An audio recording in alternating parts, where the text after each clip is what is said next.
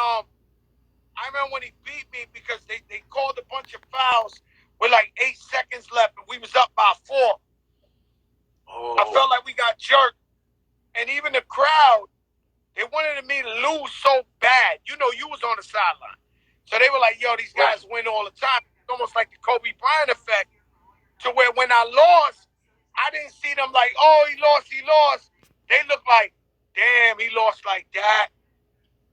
And so I had to wait a whole year to get my revenge. And then we faced them in the chip again.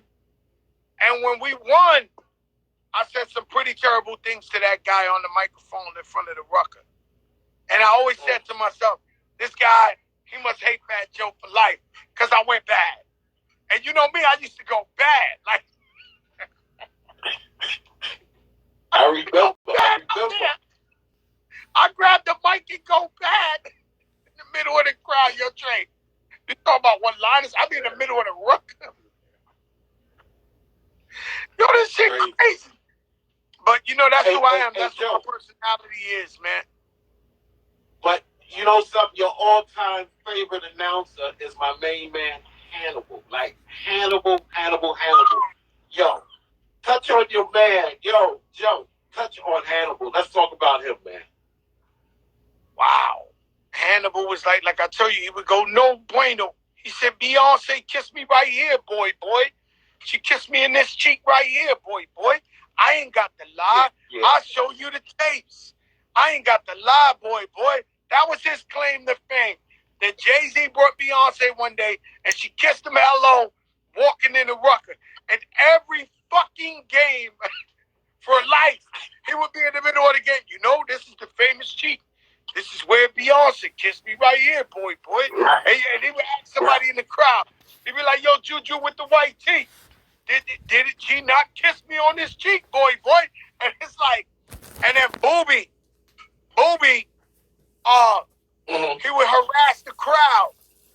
And Booby would get into it with the crowd and chase the girls around talking that shit. And and so the whole shit was it was a beautiful vibe. It's us. You know what I'm saying? It's our DNA, it's our soul. You know what I'm saying? So when I get into like, you know, believe it or not, sometimes people be questioning, you know, they be like, why Fat Joe Spanish and he could say nigga or he could say this and he could, and I don't think they know what kind of cloth I'm cut from or where I come from. You know what I'm saying? To really know me. And then we got millennials and new people who don't understand that, you know, they've been calling me the N-word since I'm 2 years old. Out of love. Right. Out of love.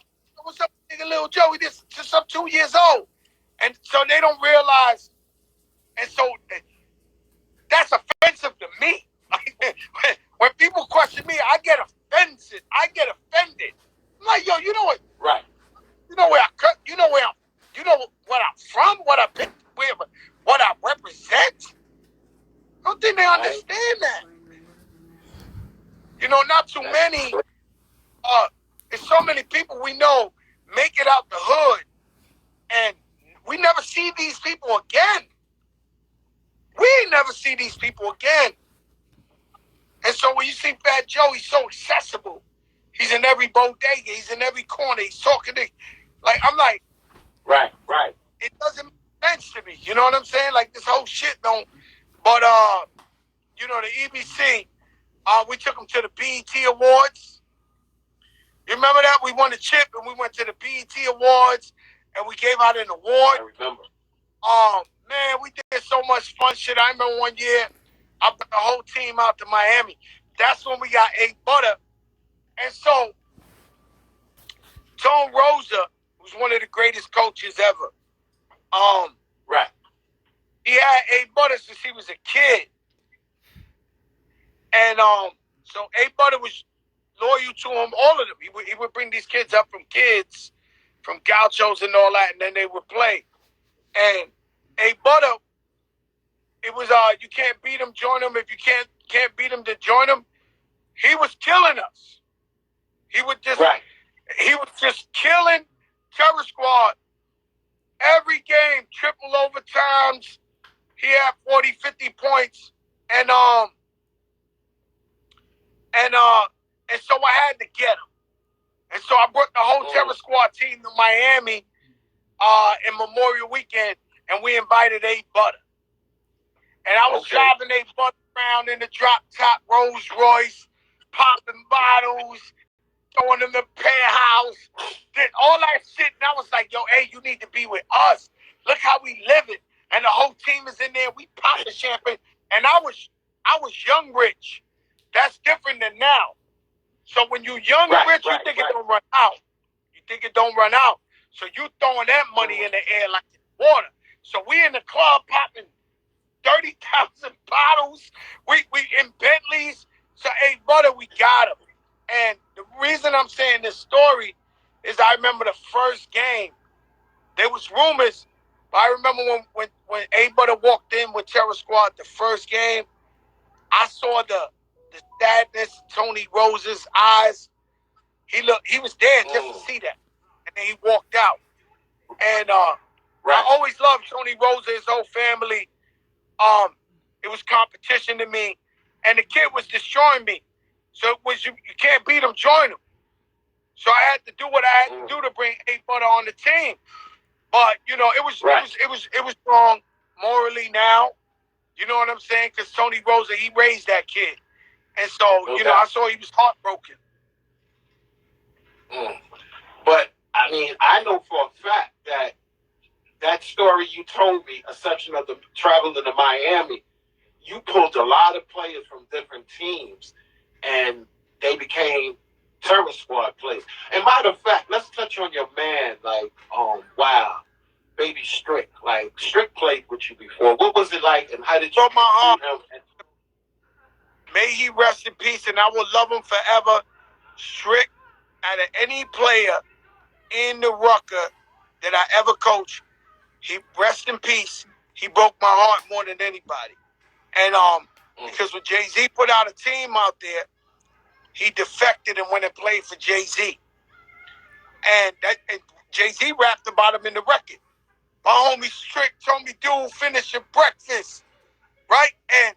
But he knew, the tension between Terror Squad and Rockefeller. He knew what it was, and they grabbed Strick. They tried to grab Kareem. And Kareem came to me, I'll never forget. We went to that little restaurant, Spanish restaurant, the Floridita on 125th under the, what is that? The train, the highway. The shit, the famous shit. By the Cotton Club. Right? So we sat down and he said, yo, they offered me $30,000. And I said, yeah, so did you take it? He said, nah, I told him I'm from the Bronx. I'm Terror Squad. And to this day, me and Kareem Reed, we celebrate birthdays one beyond. He come to Miami with his wife. We family to this day. You know what I'm saying? So I'm glad he made that choice. But Strick was possibly the best player in the EBC. And meaning he could have went pro at that time. Like, he should have been in the pros. Right. He knew the game all around. The passing, he no look. Strick should have been in the NBA. It's a couple of players that should have been in the NBA. A Butter, if he wasn't hanging out with the wrong crowd, he would have been in the NBA. I try to get I got A Butter at Fordham University. Oh, no, I didn't know. I got him on that team to play college. I got Kareem Reed to try out for the Knicks. Right. So I took Kareem Reed to try out for the Knicks, and they said he was out of shape. I disagree with them, but what could I do? At least I tried, right? And A Butter, we got him at Fordham University. So A Butter would have definitely 1,000,000%. I don't care if it was Allen Iverson, Carmelo, any player I ever brought out there, they would look at A Butter and they'd be like, this guy belongs in the league. And, I'll let A Butter tell you his story, but, I just think he was influenced by the wrong people. And he wouldn't listen. Right. And it ain't easy being a young handsome, #1 star at the Rucker with his pop, and Cameron's your cousin from Dick. It was just too much distractions. Right. Saddest story in the world is Rich Parker. I don't believe that he did that. Oh, yeah. I do not believe that for 1 second. And I would sit down with his mother in the stands, even when we didn't play. I would go to the park, sit next to her, and the woman would go, "This is some shit, Dre. The man was gonna be in the NBA, like a Grant Hill, like for real, for real. He wasn't no street ball. Like this nigga was supposed to be in the NBA." And I would sit in the park. I would come any given day and see his mother sit next to her. And you know what she would say to me every single time?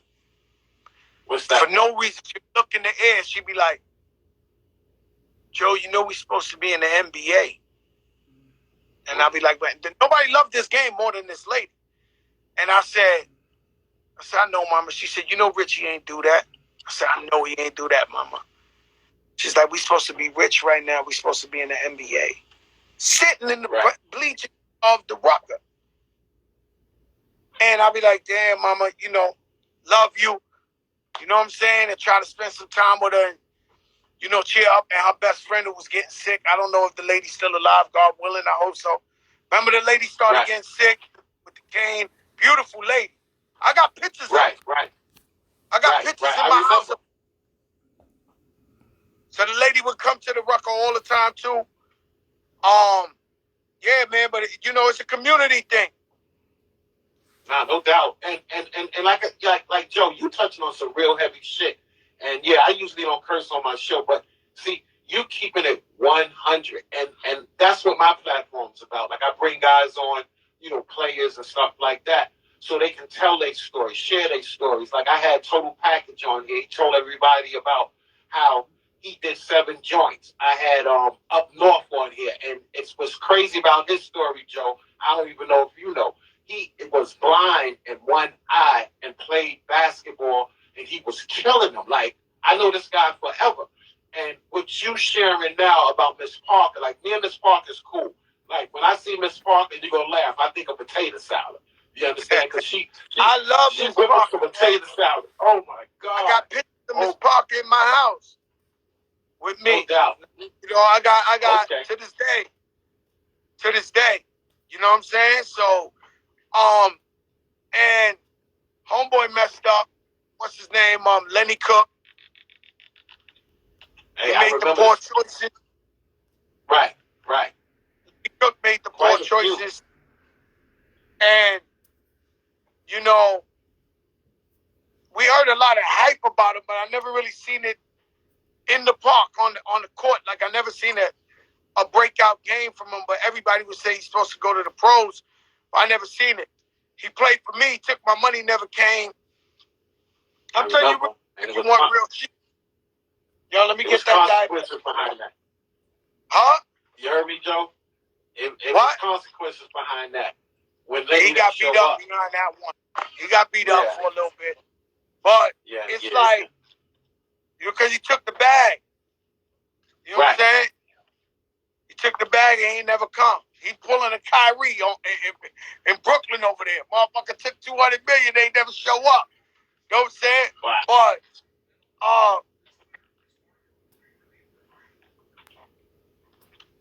the guy I love the most that I don't really know like that, I'm gonna tell a big secret right now. My show, we call it the Chopra moment. Okay. The guy I love the most out there that I never really got to really was the main event, Wally Dick. And he was like Sean Kemp out there. And you don't look the other way, and you hear the whole crowd, whoa! Like, yo, this nigga was trying to break metal backboards straight. And, like, it was must see.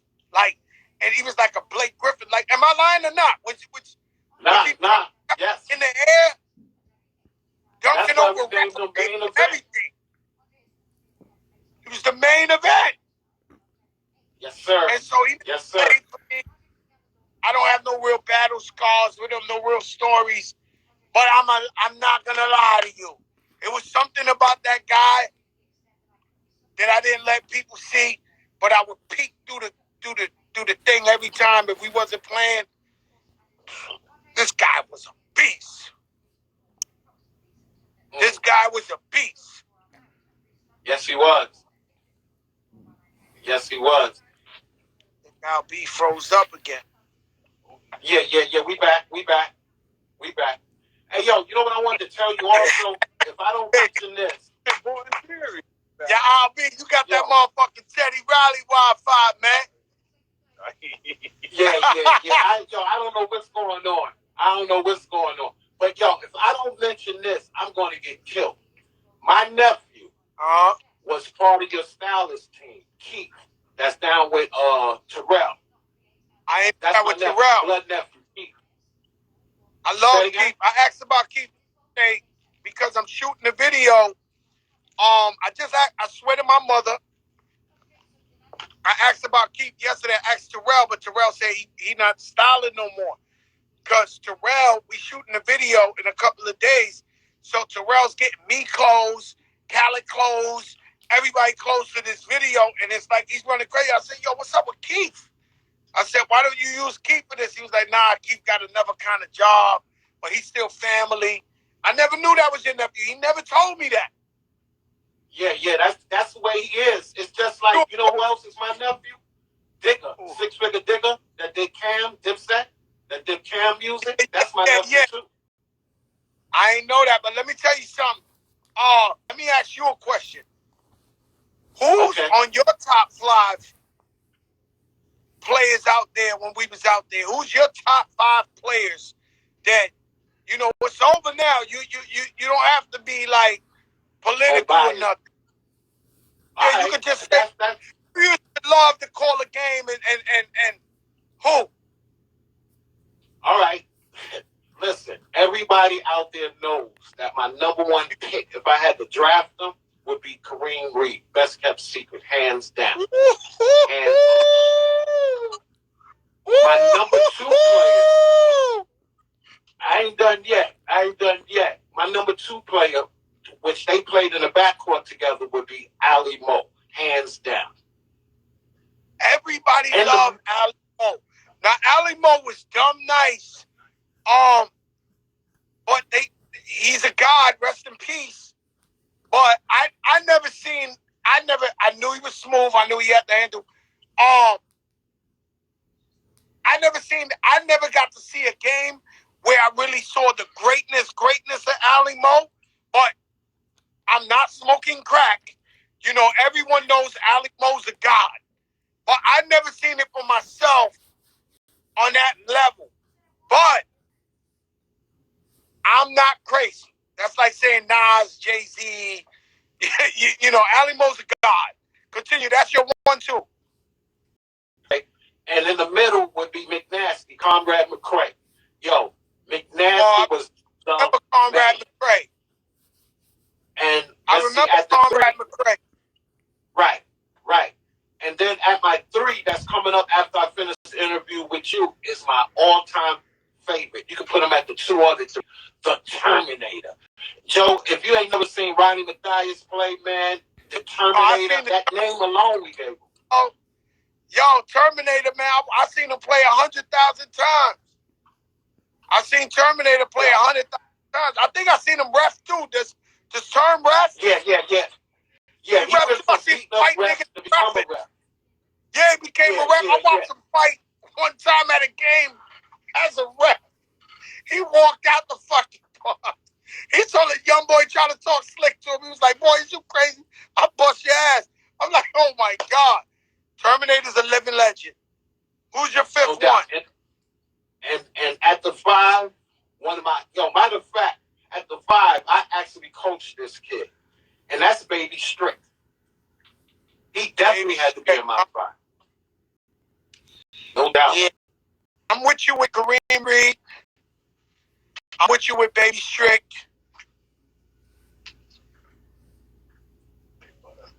A-Butter. Kareem Reed, A-Butter, Strick. I know it sounds like Terror Squad. Mm-hmm.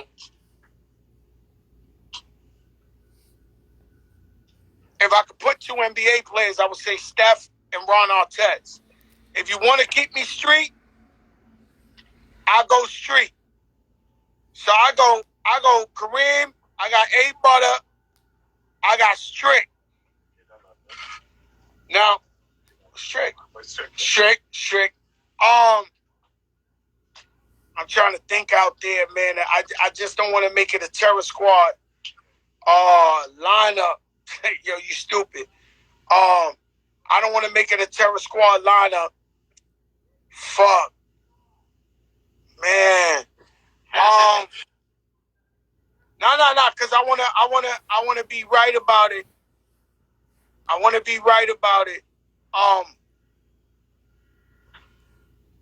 Somebody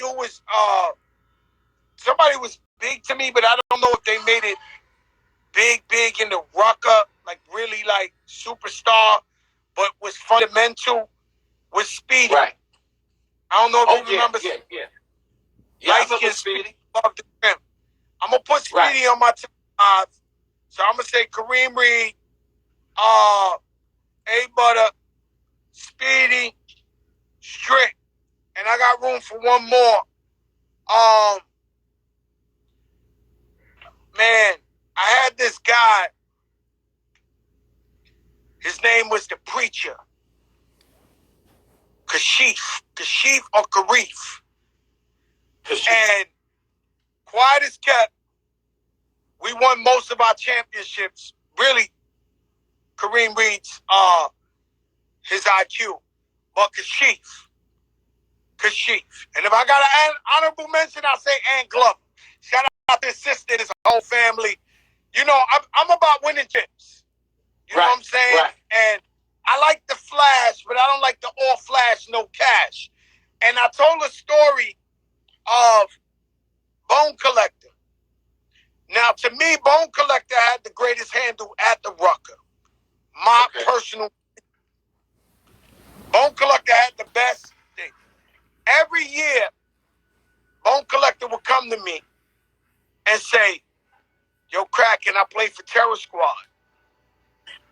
And every year, this reminds me of like the Malcolm X scene. Remember Malcolm X was going to give a speech and the white girl asked him, sir, I know what you've been through. Is there anything I can do? And he said, well, you can't do nothing for me. He was in Boston in the movie Malcolm X.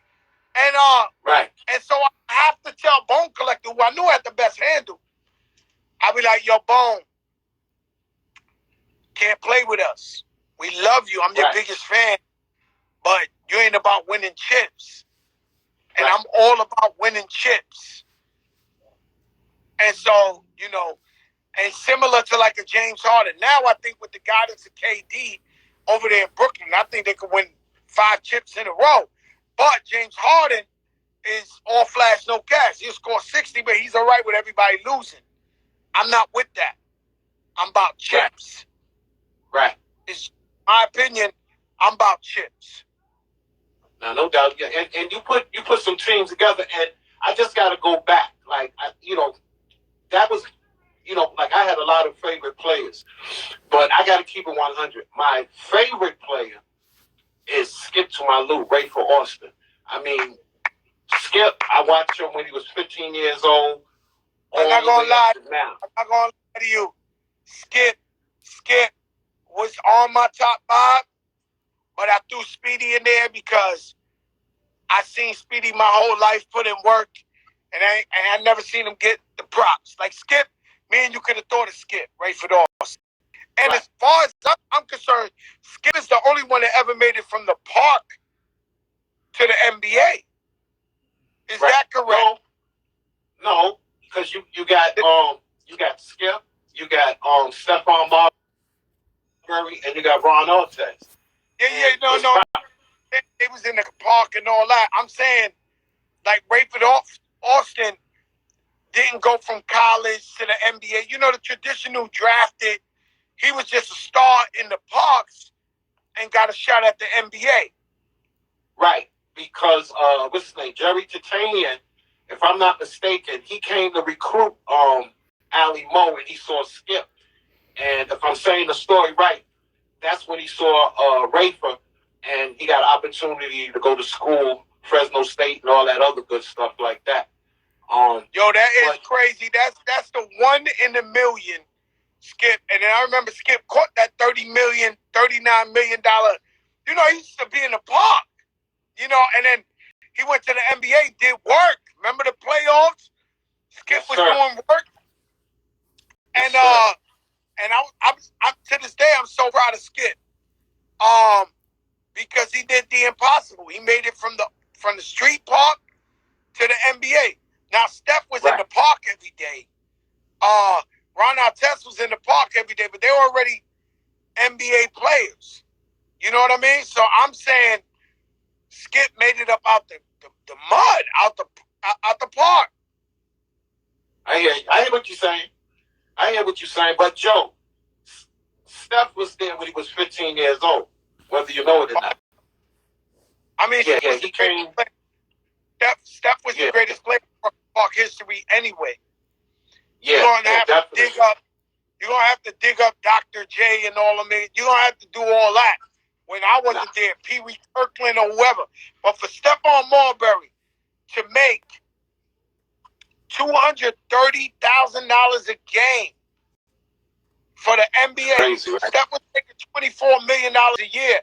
For him to come to that park and never miss a game and go out there and play for them kids out there.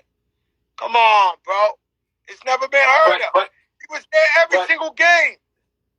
But see, that takes me back when you had that all three of them in your backcourt. And we can't forget about A Buddy. You had Kareem Reed, you had Stephon Marbury, and you had Skip Tumalu. And you had A. But that had to be a headache. Having all of them, trying to be fair. Oh, they played together. Players. They played. No, Cash, they played together. I remember we took it out. Steph took it out. He did that low shit he be doing. He flicks it to Rafer, and Rafer does that from the back. No, that was magic. When they took that ball out for the first time. So let me ask you something. You sitting on the side, you calling the game. What the fuck are you thinking when you see Steph, Kareem, A-Butter, and Skip? Yo, what was that? The Three Amigos, I think we called them. I did an interview with each and every one of them, and I said, yo, you play with the Terror Squad? Like, I was shocked. You understand what I'm saying? And see, that goes back to that paper bag, Joe. That brown paper bag, man. Like, you did your thing, bro. You did your thing. Throwing the bag out there, making sure we had the hardest team. But, remember we used to have the things called Fat Joe and the Terror Squad, Fat Joe and the Terror Squad, Fat Joe and the Terror Squad after every game. But it was crazy. They were showing the games on TV. Remember that? Yes, sir. Yes, sir. And then you have the Jones. TV. Wait a minute. Did the Jones brothers play with you also, Charles and what's his brother Lenny? Yes, sir. Jones? Yeah. Yo. Who you didn't have play with? Ed Glover, he was just tough. He was like Anthony Mason. You know what I'm saying? And there's certain players that got heart that I don't care at what point they'll just step up and they ready to go. And I loved him for that. I remember we lost that one year, Dorian Gray, motherfucker, who sets up this this interview here. Dorian beat us. Right. And Dorian was tough that game. Him, Blue, right. They was tough. And Dorian used to play for us, and then he went and played with them. And I remember that shit. And but it ain't nothing like that, man. I don't know, man. I'm sure they got their own time. I know Dykeman is really rocking their tournament. They rock out there. But that 55th, that Rucker, You know that David Stern in the stands rocking the TS piece. That Yes, Adam sir. Silver stands. That Bill Clinton in the stands.